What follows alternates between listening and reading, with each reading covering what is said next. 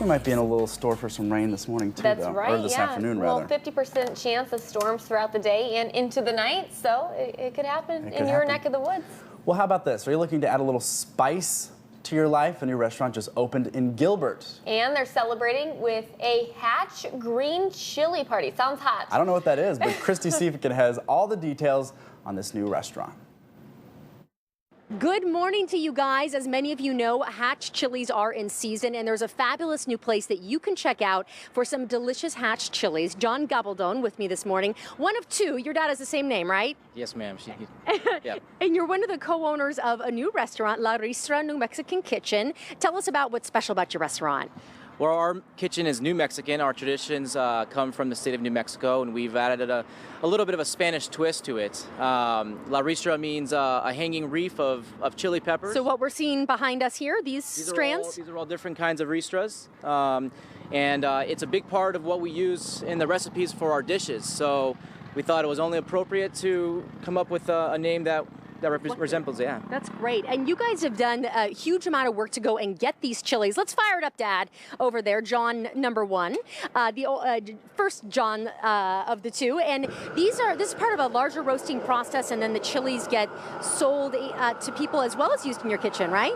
What we do is we roast them for about 4 to 5 minutes until the chilies get a little blister on their skin. Once they're blistering, then we go ahead and release them, and you put them in a trash bag and let them sit for a few minutes, and then we peel them. Once we peel them, they're ready to either be frozen, and what we do is reuse them for dishes later on, or we put them in our recipes right away. Excellent. Well, let's get inside and check out some of those recipes. We'll see you guys inside there. Well, as you guys can see by the sign, we're at the tequila bar now with over 130 different varieties of tequila. So you might start here before you go and get your meal. And John, talk to us about how you select which tequilas you have. Well, we select them very carefully. We have to sample each one of them before we put them on the shelves just to make sure they're at the quality that we expect. But we have a lot of sampling. I understand what that means. Okay. It's extremely important. And fun. You know, we have the silvers, the reposados, the añejos, extra añejos, that all bring together the different tequilas and the aging process that goes with it. Wonderful. And so you've got delicious food, much of which incorporates those Hatch chilies that we saw roasting outside. Walk me through your menu here.